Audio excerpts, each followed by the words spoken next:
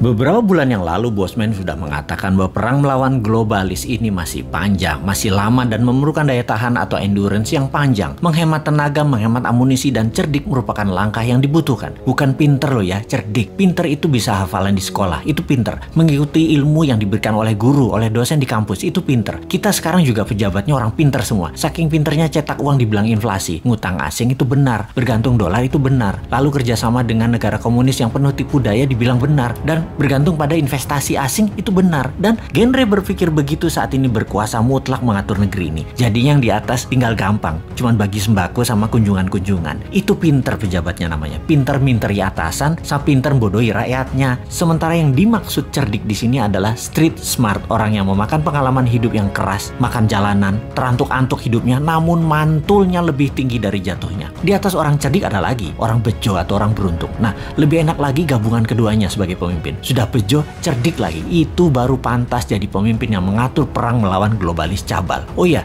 sebelum lanjut kita harus membedakan pebisnis globalis dan globalis cabal. Cabal adalah secret society, lebih menginginkan kepengendalian mutlak atas kehidupan manusia. Cabalis itu sudah pegang kendali atas teknologi, atas informasi, kendali atas komunikasi, sistem keuangan, dan sekarang kendali ke arah dua hal yang penting, yaitu kesehatan serta makanan. Musuh negara tidak berdaulat yang pemimpinnya oportunis itu bukan hanya dua negara besar, Tiongkok dan Amerika, tetapi ditambah juga globalis cabal. Jadi ada tiga musuh sebenarnya. Kita detailkan ketiganya, pengendali negara lemah tersebut. Pola kendali terhadap negara lemah atas dua negara besar dan kelompok globalis adalah tiga strategi Tiongkok, yaitu menggunakan soft power kalau Tiongkok ya. Pertama, kendali atas media massa sebuah wilayah. Nomor dua, kendali atas pejabat pemerintahan wilayah yang ditarget serta anggota parlemennya. Kemudian nomor tiga, kendali atas peraturan hukum dan penegakan hukum di wilayah tersebut. Di sisi lain, strategi Amerika itu menggunakan hard power, yaitu tekanan militer, terorisme, ideologi, humanitarian, menggunakan organisasi multilateral seperti IMF, PBB. Semua adalah tool Amerika untuk menyedot aset harta negara lemah. Strategi globalis cabal adalah pegang sosial media, informasi, dan big data. Mereka bukan mau menguasai wilayah hajat hidup seperti Tiongkok, ambil sumber daya alam seperti Amerika, kendalikan energi dan oil, serta dolar. Bukan. Globalis cabal kendalinya atas data, atas minat interest seseorang, mengubah tindakan perilaku, merubah society,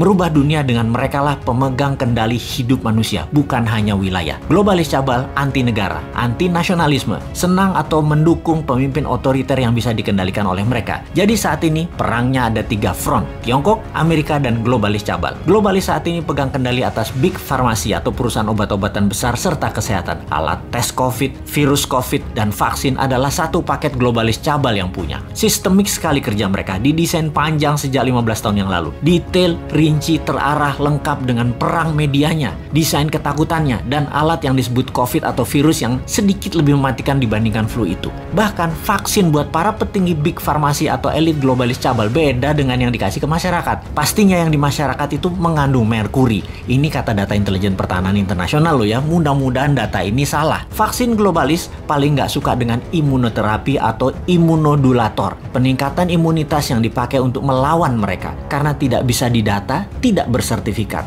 Mereka globalis cabal yang perlu bukan hanya vaksinnya laku, PCR antigennya laku, sebaran virusnya cepat dan meluas, tapi data itu tidak kalah penting bagi mereka. Globalis menyarankan pakai masker dan lockdown di banyak wilayah sesuai dengan saran versi globalis. Semua sudah dibuat protokolnya sehingga efeknya perangnya panjang. Ada yang improvisasi, misalnya pakai imunoterapi lokal, lockdown ringan bergantian, ekonomi jalan biasa, pakai data center satelit sendiri, komunikasi pakai tool negara tersebut sendiri, sosial media punya sendiri, negara tersebut nggak akan rubuh, ekonomi jalan dan COVID musnah dalam sekejap. Anti saran globalis dan melawan mainstream pasti menang. Itulah kenapa di tahun 2019 pertama-tama video Bosman muncul, kita mengingatkan perang yang akan terjadi di tahun 2020 dan tahun 2021 dengan akhir kalimat bertanya, sudah siapkah Indonesia? Untuk apa? Untuk punya Google sendiri, punya Facebook sendiri, punya satelit komunikasi sendiri, punya data center sendiri, punya Twitter sendiri, punya TikTok sendiri, punya begituan deh.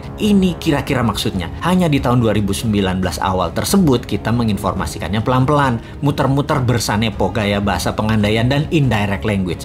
Ternyata nggak paham gaya bahasa beginian.